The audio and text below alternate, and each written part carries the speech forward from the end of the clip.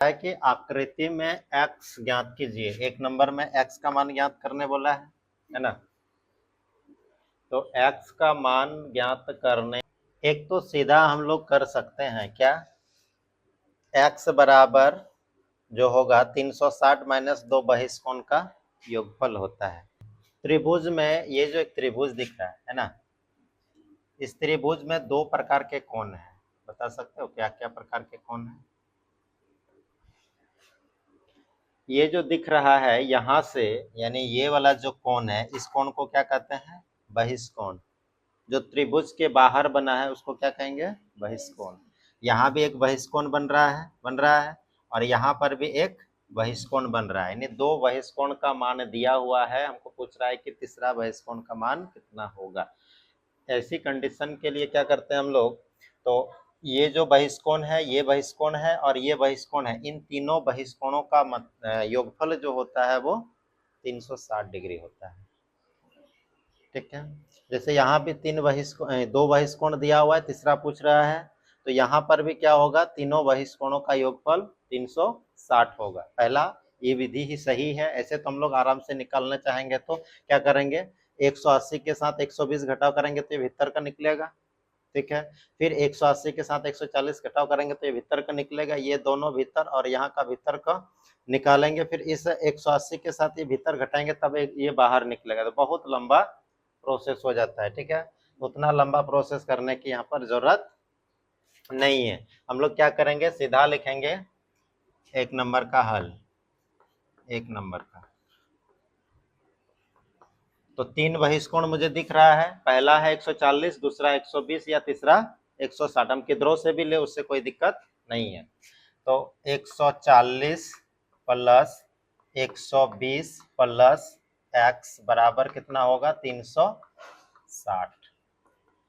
इधर कितना हो गया, तो x प्लस इधर दोनों को जोड़ेंगे तो 100 200 240 260, हाँ 260 है ना, 260 बराबर 360। हमको निकालना क्या था, x निकालना था। x को इधर रखे तो 360 माइनस 260, x बराबर कितना आ गया, 100 डिग्री आंसर, यानी x का वैल्यू जो हो गया 100। इसी तरह से दो नंबर में भी वही करेंगे हम लोग। क्या, तीनों बहिष्कोण को जोड़ेंगे तो 95 प्लस 130 प्लस y बराबर 360।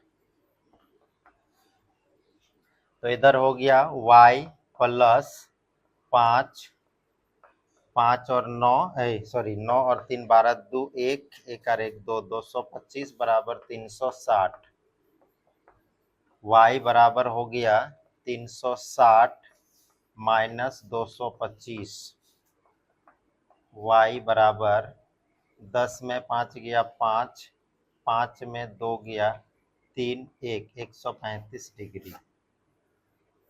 3 नंबर में क्या दिया हुआ है, 75 डिग्री प्लस कितना है, एक साइड से घुमेंगे, 75 प्लस 110 प्लस कितना x प्लस 60 बराबर कितना 360। तो इधर x प्लस हो गया 005, तो 5 हो गया 6 और 1 7 और 7 14 4 हासिल 1 1 और 1 2 245 बराबर 360। x बराबर 360 माइनस 245, x बराबर हो गया 10 में 5 5, 5 में 4 1 और 3 में 2 1, 115 डिग्री।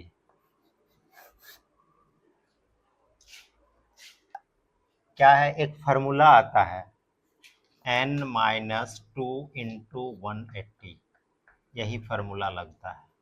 ये क्या बताएगा, कोणों का योगफल बताएगा। अगर किसी बहुभुज में भुजाओं की संख्या n है तो उसके अंतः कोणों का योगफल कितना बनेगा, तो n माइनस 2 इंटू 180 डिग्री बनेगा। मान लिया जाए कोई भी बहुभुज है जिसकी भुजा कितनी है, n है, ठीक है। अब कोई भी बहुभुज दे दिया है इस तरह से, तुमको बोल रहा है 15 को भुजा दे दिया है।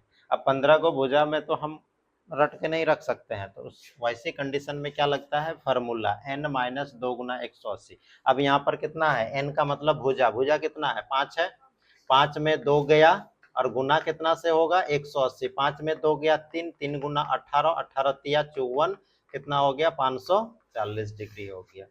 चतुर्भुज में कितना होता है, तो 4 होता है, 4 माइनस 2 गुना 180, तो 4 में 2 गया 2, 2 गुना 180, 18 2 गुना 36, कितना हो गया 360 डिग्री। त्रिभुज में कितना होता है, तो त्रिभुज में 3, 3 माइनस 2 गुना 180, तो हो गया कितना 1 गुना 180 बराबर 180 हो गया। तो यही है फॉर्मूला क्या निकालने का, किसी भी भुजा या बहुभुज के लिए अगर हमको कोणों का, अंत कोणों का योगफल निकालना है तो फॉर्मूला लगेगा n माइनस 2 गुना 180। तो ये हम लोगों का कितना भुज है, पंचभुज है ना। तो पंचभुज के पांचों कोणों का योगफल कितना होता है 540 होता है।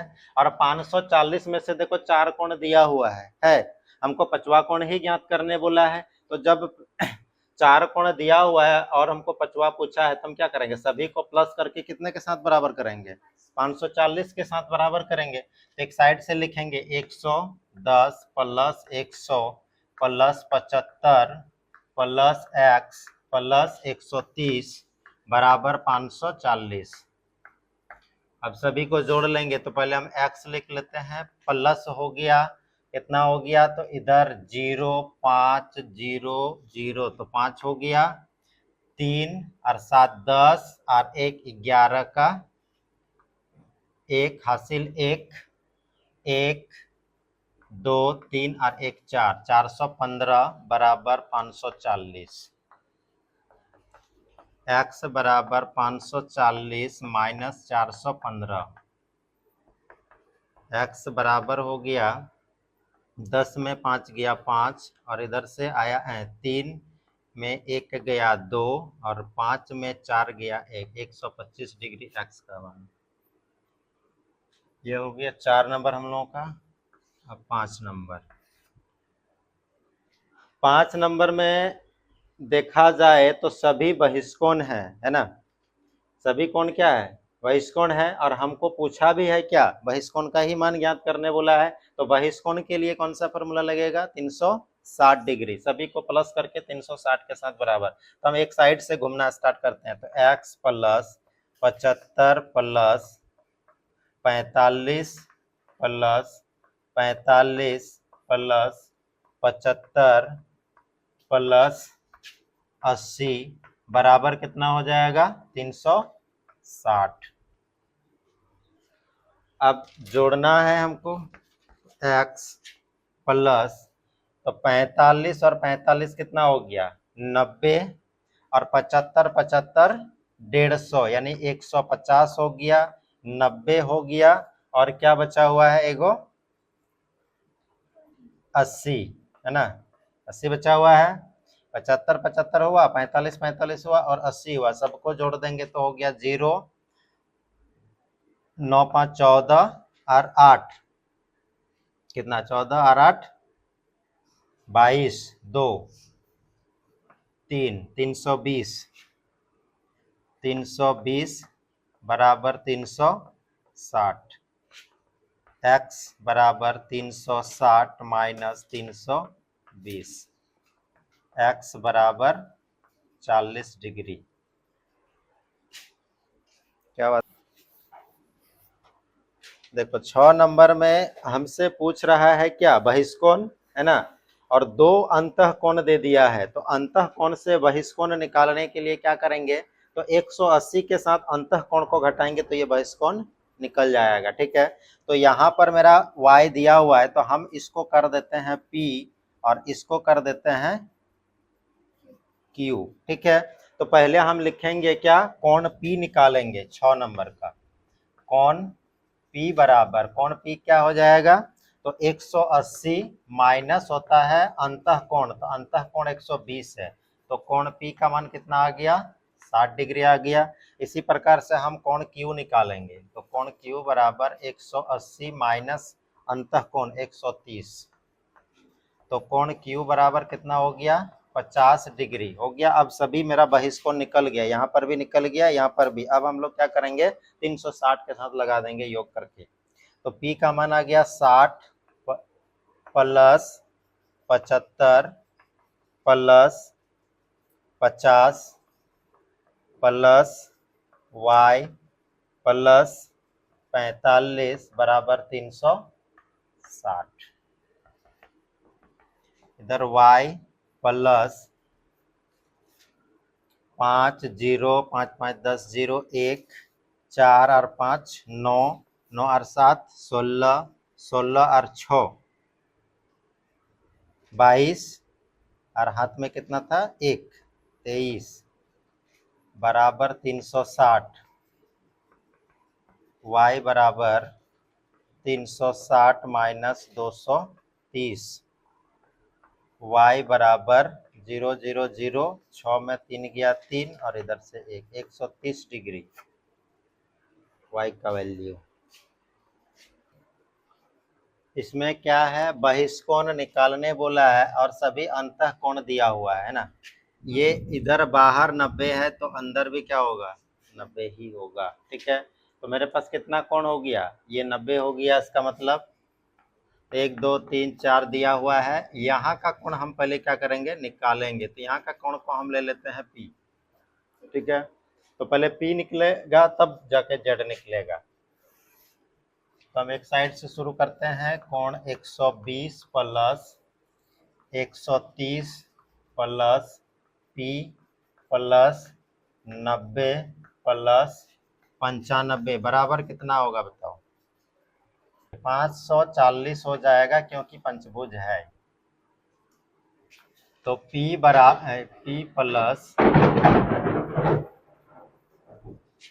5 0 0 0 तो 5 हो गया 9 और 9 18 और 3 21 21 और 2 23 का 3 हासिल 2 2 और 2 4 बराबर 540। P बराबर 540 माइनस 435। P बराबर हो गया 10 में 5 5 इधर 3 में 3 0 और इधर से 105 डिग्री आ गया P का मान। ठीक है, अब हमको क्या चाहिए था Z चाहिए था। तो Z बराबर क्या हो जाएगा Z बराबर 180 माइनस P। तो Z बराबर 180 और P का मान हो गया 105। तो Z बराबर कितना हो गया 75 डिग्री। इसका मतलब क्या है यहाँ से यहाँ और यहाँ से यहाँ क्या है समान है। समान मतलब यहाँ से यहाँ की दूरी और यहाँ से यहाँ की दूरी क्या है समान है। और ये दोनों भी भुजा आपस में क्या है समान है यानी समानांतर है। ठीक है, तो एक देखो एक समान भुजा और एक असमान भुजा के साथ कितना कोण बना 75 का बना है। तो इसी तरह से एक समान भुजा और एक असमान भुजा के साथ यहाँ पर कितना बनना चाहिए था 75 बनना चाहिए। जब यहाँ 75 बना तो x निकालेंगे तो क्या करेंगे 180 माइनस 75 नहीं होगा, हमको बाहर का निकालना है ना। तो यहाँ से कहने का मतलब यहाँ से यहाँ तक कितना बन रहा है 180 बन रहा है। 180 में एक पार्ट 75 है तो 180 माइनस 75 बराबर बहिष्कोण हो जाएगा। तो हम लिखेंगे क्या कुछ तो इसमें लिखना पड़ेगा, नाम देना होगा नहीं तो फिर भाषा नहीं लिखा जाएगा। ABCD करते हैं। ठीक है, और लिखेंगे कोण B या अंतःकोण B बराबर अंतःकोण B बराबर 75 डिग्री। इसीलिए x बराबर 180 माइनस 75 तो x बराबर हो गया 105 डिग्री। पहले हम लोग क्या करेंगे एक आयत बनाएंगे।